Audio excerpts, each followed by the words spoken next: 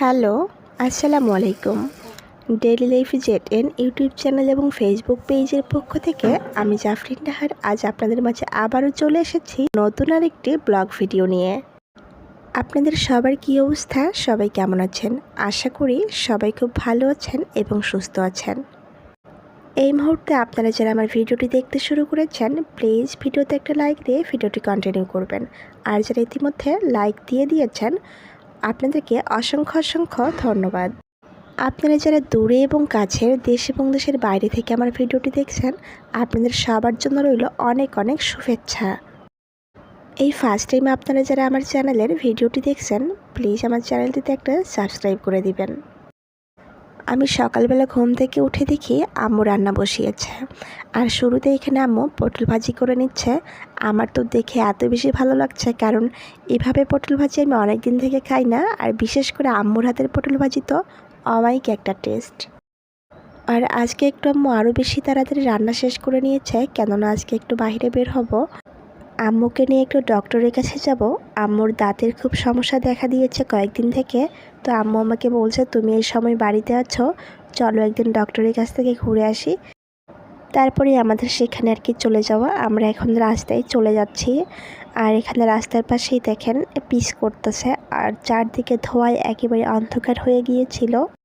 আর এসব ধোঁয়ায় তো পরিবেশ দূষিত করার জন্য খুব দ্রুত কাজ করে। কোনো সমস্যাকেই আসলে ছোট করে দেখতে নেই, কেননা ছোট ছোট সমস্যা থেকেই বিশাল বিশাল সমস্যার সৃষ্টি হয়।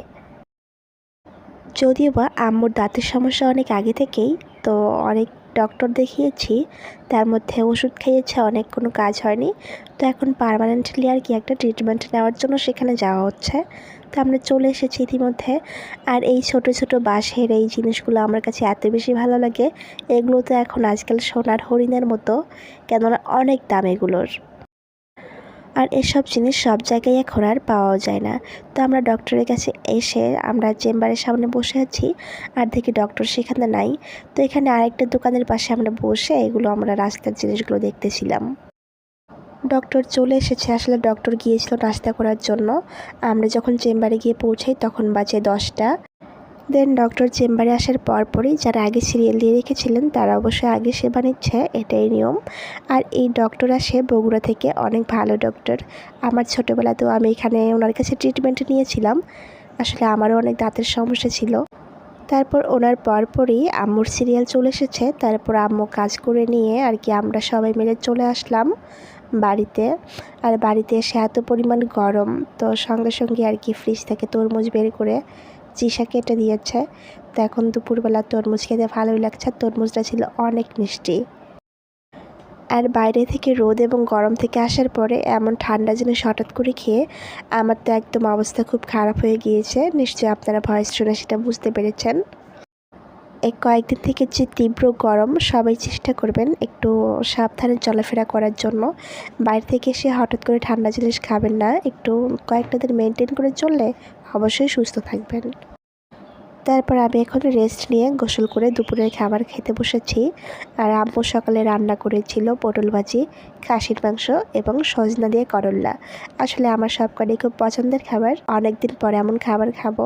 তো যাই হোক, শুরুতেই আমি মাংসটা নিয়ে একটু টেস্ট করছিলাম। আসলে আম্মুর হাতে রান্না বলে কথা, আসলে অনেক দিন পর আম্মুর হাতে রান্না খাবো আমি, তো অনেক এক্সাইটেড ছিলাম এই জন্য।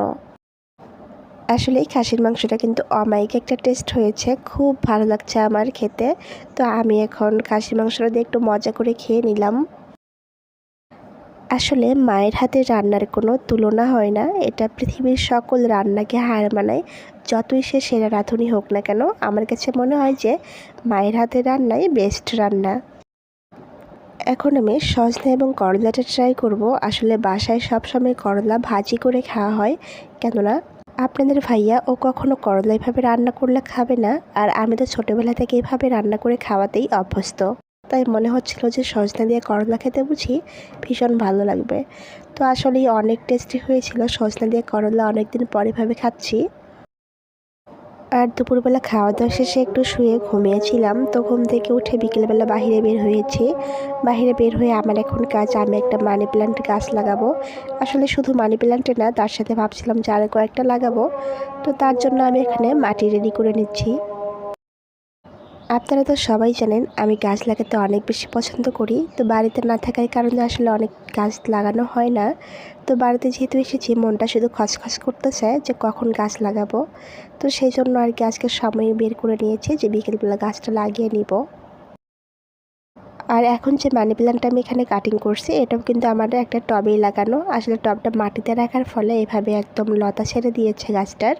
তো আমি সেখান থেকে একটু করে কাটিং করে নিচ্ছি। তো আমি মানি প্ল্যান্ট গাছটা লাগিয়ে নিয়েছি। আর মানি প্ল্যান্টের গাছটা লাগিয়ে নেওয়ার পরই আমি গাছ থেকে একটু মেহেদি পাতা উঠিয়েছি। আসলে মেহেদি পাতা উঠাতে জিসা আমাকে হেল্প করেছে। তারপর মেহেদি পাতাগুলো সুন্দর করে ডাঁটাগুলো বেছে নিয়ে এখন আমি শিলপাটাতে বেটে নিচ্ছি। অনেকদিন থেকে নখে মেহেদি দিই না, তো ভাবলাম যে একটু মেহেদি দিয়ে নিব। আর তবুও দিতাম না, দেওয়ার ইচ্ছা খুবই কম ছিল।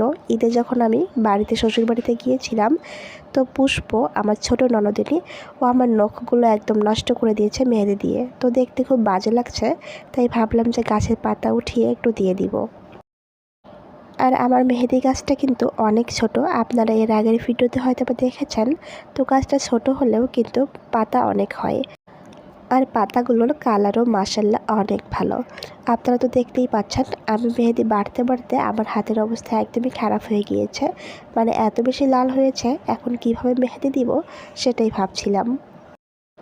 আর এখন আমি এখানে এক হাতে মেহেদি দিয়ে নিচ্ছি। আসলে এক হাতে এখন দিব, আর রাতে যখন আমি ঘুমাবো তখন দু হাতে মেহেদি দিয়ে ঘুমাবো। আমার রাতে মেহেদি দিতে বেশি ভালো লাগে। আর অনেকেই ঘুমানোর সময় মেহেদি দিতে পারে না বা দেয় না, মেহেদি নষ্ট হয়ে যায়। তা আমার কিন্তু তেমন কিছুই হবে না, আমার যেমন মেহেদি আমি দিব হাতে সেরকমই থেকে যাবে।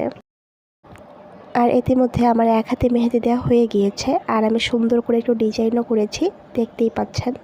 আসলে ছোটোবেলাতে ওইভাবে মেহেদি দিতে খুব ভালো লাগতো যখন দেখতাম সবাই মেহেদি দিচ্ছে। আর ছোটোবেলাতে হতো কি সবাই একসাথে মেহেদি বেটে একসাথে সবাই দিত। আর আমার কিন্তু বরাবরই এইভাবে মেহেদি দিতে বেশ ভালো লাগে। আসলে সময়ের সংক্ষিপ্ততা, সেই জন্য দেয়া হয় না। এখন এভাবে কেউ এত কষ্ট করে গাছের পাতা উঠাইয়ে আর কি শিলপাটায় বেটে মেহেদি দিতে চায় না। সবাই আর কি রেডিমেড মেহেদিটাই দিতে খুব পছন্দ করে। তো আমি ইতিমধ্যে মেহেদি দিয়ে আবার উঠিয়েও ফেলেছি। আসলে রাতের কালার তেমন একটা বোঝা যাচ্ছে না, তো এটা দিনের বেলা রঙটা আরও গাঢ় হয়ে যাবে। আর এখন মেহেদিটা হাত থেকে উঠানোর পরই আপনাদেরকে দেখিয়ে দিচ্ছি। আর আমি রাতে ঘুমাতে যাওয়ার সময় আরও একবার হাতে মেহেদি লাগাবো, পরদিন সকালবেলা রঙটা আরও বেশি গাঢ় হবে।